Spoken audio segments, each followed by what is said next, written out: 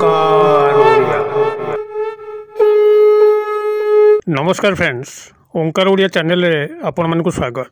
Friends, 2024 आरंभ हो सारी वर्षटी आपण मंगलकर हो यही आमर प्रार्थना। तेबे यही 2024 आपणकर गजकेशरी जोगर महासंयोग घटुची। यही गजकेशरी जोग एक एभली जोग जेतबेले यह कौन सी व्यक्तिर जन्म कुंडली को स्पर्श करिथाए सेतबेले व्यक्तिटी जदि माटी ऊपर थाए मध्य आकाश को छुइया पे सक्षम होता है। कौन सी मध्य दुष्प्रभाव ताको स्पर्श करि पारे नाही। धन धान्य रे यथेष्ट उन्नति करिवा सह सेहि भली भाग्यशाली एवं प्रभावशाली होता है। चाकरी वृत्ति कर्म नियुक्तिर आकस्मिक उन्नति संगକୁ वाणिज्य व्यवसाय रे आकस्मिक लाभ होता है। जेते शत्रु दुष्ट ग्रह तांत्रिक जेते चाहिले मध्य सेही व्यक्तिर कौनसी क्षयक्षति करि पारंती नाही। एही गजकेशरी जोगरे जदि आपण एही तीन गोटी जिंस को मिसेइकरी एही निर्दिष्ट स्थान रे एही विधि मते रखि दउचंती तेबे आपनकर सोने पे सुहागा बली जीवनर प्रत्येक क्षेत्र एभली उन्नत हो पे लागे जहा कि कल्पनातीत अटे। यही तीन गोटी जिनस कौन एवं ताकू किभली आपण माने एही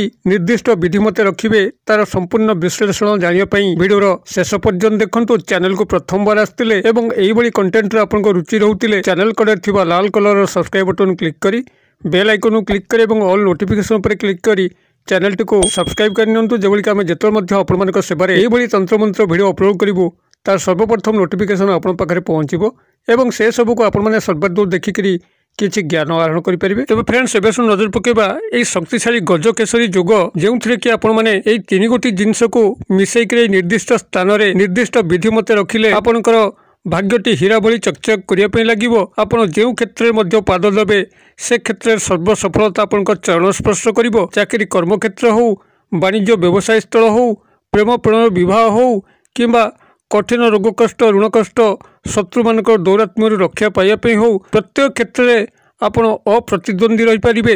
कई आपंकर समकक्ष हो पारे ना। जदि माटी उपर मध्य आपण असंती आकाश को छुइया पे चेष्टा करुथिले एबे आपनकर ता संभव हबो। आपण आकाश को छुई जाई परिबे। एक एभली उच्च स्तर को आपण मान जिबे जेभली कि तले जो माने अछंती आपन को देखिके सेमती रही जाउथिबे। एबे जदि 2024 को आपण माने लक्ष्य करिवे 24 जार मूलांक 2+4 होची 6। यह हूँ शुक्र ग्रहंकर मूलांक जे कि आपण मान जीवन में समस्त धन सुख शांति ऐश्वर्य विलास पेशन को जोगेवा सह एक उदग्र तंत्रोक्त मोहन वशीकरण शक्ति को प्रदान करिथांती एवं आपनकर समस्त स्नेह प्रेम प्रणय विवाह भली मांगलिक कार्य को मध्य सुरुखुरी संपादन करिथांती। शुक्र ग्रहंकर अनुपस्थिति हेतुरु दुर्बल कारण हेतुरु जे व्यक्ति माने एही भली शुक्र ग्रहंकर अनुपस्थिति तांकर जन्म कुंडली रे सहंती से माने अधिकांश समय देखाई विवाह मध्य करि पारंती नाही। अतबे 24 आपनकर एभली एक वर्ष जेउथरे कि शुक्र ग्रहंकर प्राधान्य रहिबो। धन ऐश्वर्य विलास बेसन रे आपण मान उन्नीत हेबे।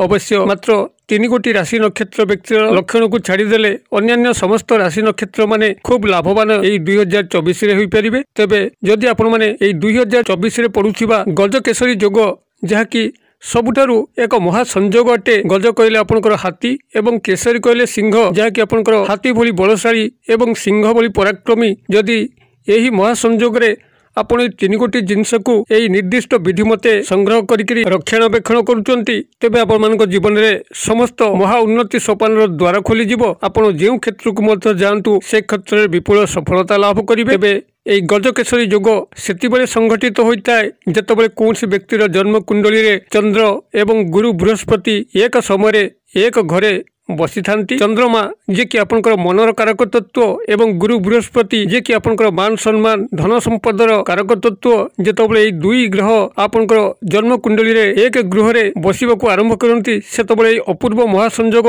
गजकेशरी जोगर उन्मोचन घटिताए। एवं सेतिबेले जदि आपण माने एही क्रियाटी को ता सह मिसेइकी करि नउचंती तेबे सोने पे सुहागा बोली ये चमत्कार भाव में कार्य करिथाए। जे व्यक्ति मानकर पूर्वरु गजकेशरी जोग संगठित होईची सेमान तो आउरी एही क्रिया द्वारा उन्नतितम सोपान को अग्रसर हेबे। जदि आपनकर मनर सेही भली अवसन्नता भाव थिला मन रे आपनकर सराग नथिला देखिबे एही गजकेशरी जोगरे जेतले चंद्रमांकर भल स्थिति रहउची सेतबेले आपनकर मन उपरे चंद्रमांकर गभीर प्रभाव हेतुरु आपनकर मानसिक शांति एभली भाव में व्याप्त हबो। आपण जहा मध्य चिंता करिवे ता पॉजिटिव वे रे काम करिवो। केसरी कहले सिंह जदि आपनकर निज भितर से भली पराक्रमितार भाव थिला देखिबे ଆପଣ ସମସ୍ତ କ୍ଷେତ୍ରରେ ଅପ୍ରତିଦ୍ୱନ୍ଦ୍ୱୀ ହୋଇପାରିବେ। କୌଣସି ଶତ୍ରୁ ଆପଣଙ୍କୁ ହରାଇ ପାରିବେ ନାହିଁ। କୌଣସି ଦୁଷ୍ଟ ଗ୍ରହ ତାନ୍ତ୍ରିକ ଆପଣଙ୍କର କିଛି କ୍ଷୟକ୍ଷତି କରିପାରିବେ ନାହିଁ। ଆପଣ ଯଦି ନିଜ ପଥରେ ସତ୍ ଥିବେ ତେବେ କେହି ଆପଣଙ୍କର କିଛି ବିଗାଡ଼ି ପାରିବେ ନାହିଁ। ଆପଣ ଯେଉଁ କ୍ଷେତ୍ରରେ ମଧ୍ୟ ହାତ ଦିଅନ୍ତୁ ସେ କ୍ଷେତ୍ରରେ ଆପଣମାନେ ସୁବର୍ଣ୍ଣ ସୁଯୋଗ ପାଇବେ। ଆପଣ ପ୍ରତ୍ୟେକ କ୍ଷେତ୍ରରେ ଲାଭବାନ ହୋଇପାରିବେ। ତେବେ ଏ ଯେଉଁ 3 ଜିନିଷକୁ ଆପଣ ମିଶାଇକରି ଏହି ମହାସଂଯୋଗ କାଳରେ ରଖିବେ ତାହା ଏହିଭଳି। ପ୍ରାଥମିକ ଭାବରେ ଆପଣ ନିଜର ଦକ୍ଷିଣ ହସ୍ତ ମୁଠାରେ ଅକ୍ଷତ ଅରୁଆ ଚାଉଳକୁ ମୁଠାଏ ସଂଗ୍ରହ କରନ୍ତୁ, ଯାହାକି ଚନ୍ଦ୍ରମାଙ୍କର କାରକ ତତ୍ତ୍ୱ ଅଟେ। ଏହାର ପରବର୍ତ୍ତୀ ଆପଣ ସଂଗ୍ରହ କରିବେ ହଳଦିଆ ଡାଲି, ଯେଉଁ ଡାଲିକୁ ଆପଣମାନେ ଖାଦ୍ୟ ରୂପେ ବ୍ୟବହାର କରନ୍ତି। ନିଜର ଦକ୍ଷିଣ ହସ୍ତ ମୁଠାରେ ହଳଦିଆ ରଙ୍ଗର ଡାଲିରୁ 1 ମୁଠା ସଂଗ୍ରହ କରିବେ। ଏହି ହଳଦିଆ ଡାଲି ହେଉଛି ଆପଣଙ୍କର ଗୁରୁ ବୃହସ୍ପତିଙ୍କର କାରକ ତତ୍ତ୍ୱ। ଏବଂ ଏହାର ପରବର୍ତ୍ତୀ ଆପଣମାନେ ସଂଗ୍ରହ କରିବେ କିଛି ପୂଜା କର୍ପୂର, ଯାହାକି ଆପଣ ପୂଜା ସାମଗ୍ରୀ ଦୋକାନରେ ସହଜେ ପାଇପାରିବେ। ଏହି ପୂଜା କର୍ପୂର ଆପଣଙ୍କର ଆଳତି ସମୟରେ ଜଳାଯାଏ ପ୍ରଭୁଙ୍କ ପାଖରେ। ଏହି ପୂଜା କର୍ପୂର ହେଉଛି ଶୁକ୍ର ଗ୍ରହଙ୍କର କାରକ ତତ୍ତ୍ୱ। ଆପଣମାନେ ଏହି 3 ଜିନିଷକୁ ପ୍ରାଥମିକ ଭାବରେ ଅରୁଆ ଚାଉଳରେ ଏହି ହଳଦିଆ ରଙ୍ଗର ଡାଲିକୁ ମିଶାଇ ନିଅନ୍ତୁ ଏବଂ ତା ଉପରେ ଆପଣମାନେ ଏହି ପୂଜା କର୍ପୂରକୁ ଭଲ ଭାବରେ ଚୁରିକିରି ମିଶାଇ ନିଅନ୍ତୁ ଏବଂ ଏ ସମସ୍ତକୁ ଆପଣମାନେ ଏକ ହଳଦିଆ କପଡ଼ାରେ ଭଲ ଭାବରେ ବାନ୍ଧି ଦିଅନ୍ତୁ। ତେବେ ହଳଦିଆ କପଡ଼ାଟି ଆପଣଙ୍କର ନୂତନ ହୋଇଥିବା ଦରକାର, ନେଗେଟିଭ୍ ଏନର୍ଜି ବିମୁକ୍ତ ହୋଇଥିବା ଦରକାର।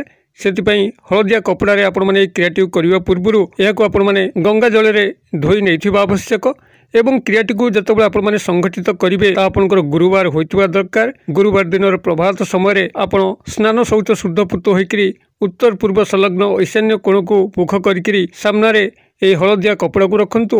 ତାପରେ 1 ମୁଠା ଅରୁଆ ଚାଉଳ, 1 ମୁଠା ହଳଦିଆ ଡାଲି ତାକୁ ଗୋଳେଇ ଦେଇକରି ତାପରେ ଆପଣ ଏହି ପୂଜା କର୍ପୂରକୁ ଚୁରିକି ଛିଞ୍ଚି ଦିଅନ୍ତୁ ଏବଂ ଏକ ଗଣ୍ଠିଲି କରିଦିଅନ୍ତୁ, ତାକୁ ବାନ୍ଧି ଦିଅନ୍ତୁ ଏବଂ ତାକୁ ଧୂପ ଦୀପ ନୈବେଦ୍ୟକୁ ପ୍ରଦର୍ଶନ କରିକିରି ଆପଣଙ୍କର ସେହି ଐଶାନ୍ୟ କୋଣରେ ଏହାକୁ ରଖିକି ନିୟମିତ ପୂଜାର୍ଚ୍ଚନା କରନ୍ତୁ।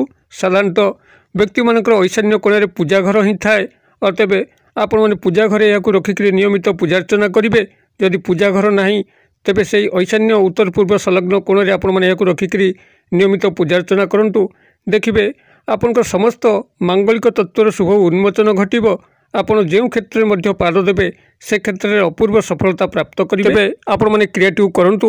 ଯଦି ଭିଡ଼ିଓ ଭଲ ଲାଗୁଥାଏ ଲାଇକ୍ କରନ୍ତୁ, ସାଙ୍ଗସାଥି ମହଲରେ ସେୟାର କରନ୍ତୁ। ଭିଡ଼ିଓର କ୍ଷୁଦ୍ର ପରିସର ମଧ୍ୟରୁ ମୋତେ ଏଇଟା ବିଦାୟ ଦିଅନ୍ତୁ। ପୁଣି ଆପଣମାନଙ୍କ ସହ ଦେଖା ହେବ ଆଉ ଏଇଭଳି ଏକ ଶିକ୍ଷଣୀୟ ଭିଡ଼ିଓରେ। ସେ ପର୍ଯ୍ୟନ୍ତ ଦର୍ଶକ ବନ୍ଧୁ ଆପଣମାନେ ସମସ୍ତେ ମଙ୍ଗଳମୟଙ୍କ କୃପାରୁ ଭଲରେ ଥାନ୍ତୁ। ରହୁଛି। ସର୍ବେ ଭବନ୍ତୁ ସୁଖିନଃ, ସର୍ବେ ସନ୍ତୁ ନିରାମୟା, ସର୍ବେ ଭଦ୍ରାଣୀ ପଶ୍ୟନ୍ତୁ, ମା କଶ୍ଚିତ୍ ଦୁଃଖଭାଗ୍ ଭବେତ୍। ଓଁ ଶାନ୍ତି, ଓଁ ଶାନ୍ତି, ଓଁ ଶାନ୍ତି। ନମସ୍କାର।